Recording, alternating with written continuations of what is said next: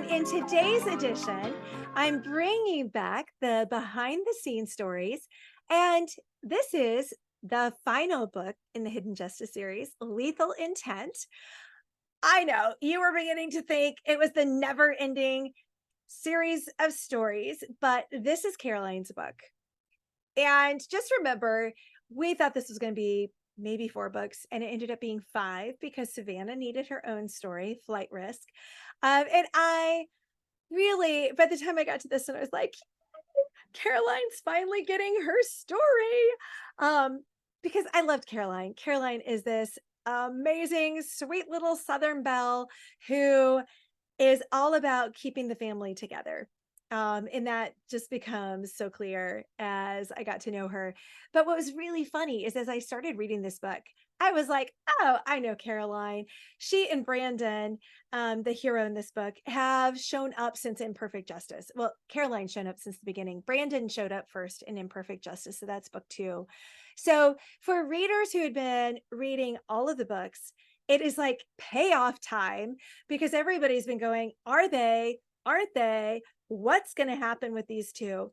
So it's kind of fun because it actually starts with them going on a date. And so in some ways, I felt like I was writing my husband and my story because we had been friends for 3 or 4 years, I guess 4 years, before we decided to take the plunge. And it was one of those, are we going to date to get married or are we going to stay friends? And I very much remember feeling like that was such a risky decision because I'm like, I don't want to risk my best friend.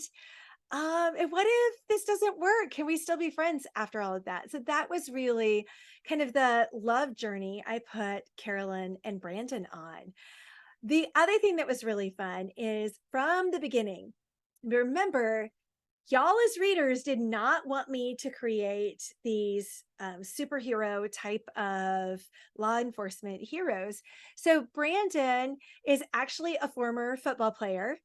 I love football, so it was kind of fun to do that. But he, after he got out of playing football, he created a group foster home.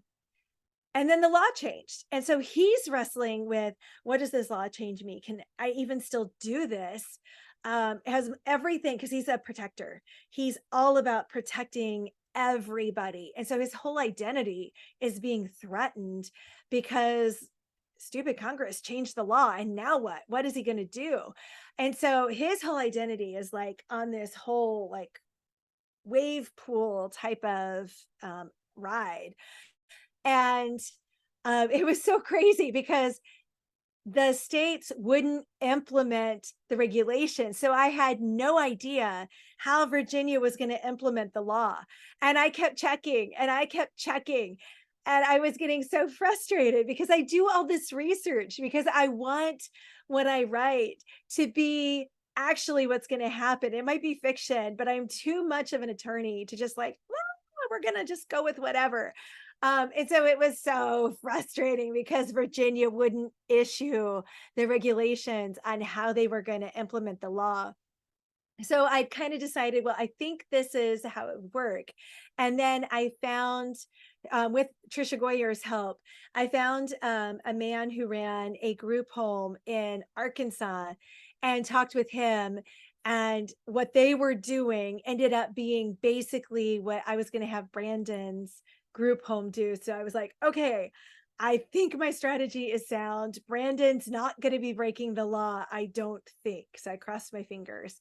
But yeah, I was like, I've got to just make a decision on the approach we're going to take because we're running out of time. It was the craziest thing. But then this one, so I wanted Carolyn to kind of get kicked out of the nest. She's been all about safety. So where the other heroines had been doing your traditional legal thing, she was what we call a professional clerk. So she was working for a judge, and normally you do that for 1 year, maybe 2, and then you go to work for a law firm. Well, instead, Carolyn kind of stuck and she was really stuck. I mean, she just was playing it safe. She wasn't learning, she wasn't growing.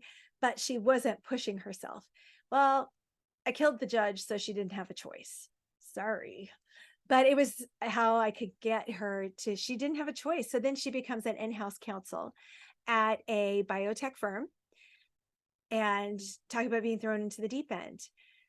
So I also got to, through this book, really kind of honor those who are on the cutting edge of medical research. And it was really a thrill in a lot of ways. I went to law school instead of medical school for lots of reasons, but one of them is I don't do blood and all that kind of stuff. It's not me.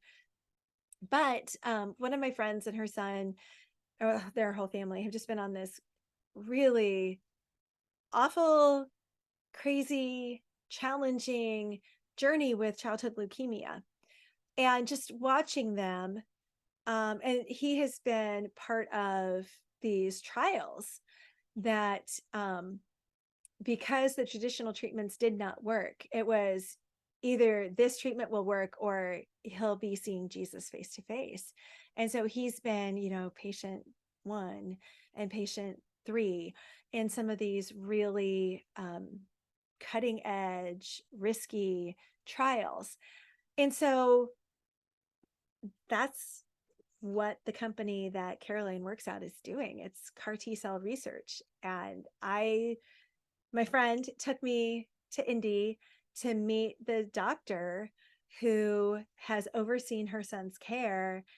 And that woman is like my hero, because every day she is figuring out and staying up on and finding these trials so that these children and their families have hope. And I just think it's amazing. And somehow she made that science understandable for someone like me, who my idea of science in college was astronomy and botany. And she was drawing on Panera napkins, and I still have them because if I ever have to edit this book again, I need to be able to describe it. And so it was just really incredible. But to be able to honor Dr. Jody, to be able to honor my friend and her son, to be able to use the language that Heather has coined of ninja cells, because of what they do with the T cells to make them go in and fight the cancer. It was just so cool. But I would never wish that battle on anybody, but to be able to have her permission to take their journey and what they've experienced and turn it into something that, in a sense, we can all live through and be like, wow, that's where science is going. That's where medicine is going. And do it in story with a little romance and all the fun is really kind of cool. So this one, I guess you could say, is law and ethics and where is science going and how far is too far to save a child's life. I had all kinds of inspiration, but honestly, and I know you can't really see this, but probably one of the most thrilling things for me was getting Lisa Scodellini's endorsement, because she is a #1 New York Times bestseller. And for her to say, I loved Kara Putman's Lethal Intent was just fantastic.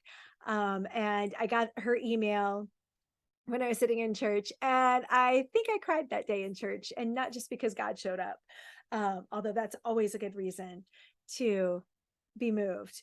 But writers are so generous and just amazing people. And that was just such a gift to have a New York Times bestselling, multiple. I mean, every book of hers hits the list, and I have yet to hit the list. So for her to be that generous with her time and with her endorsement just means so much to me. So I hope you'll pick it up. It's a fun one. It was a lot of fun to write, and my 15-year-old did not appreciate some of the things I did in the book. That's all I'll say. She got mad at me, but it makes for a great story. So I hope you'll pick it up and enjoy reading Lethal Intent.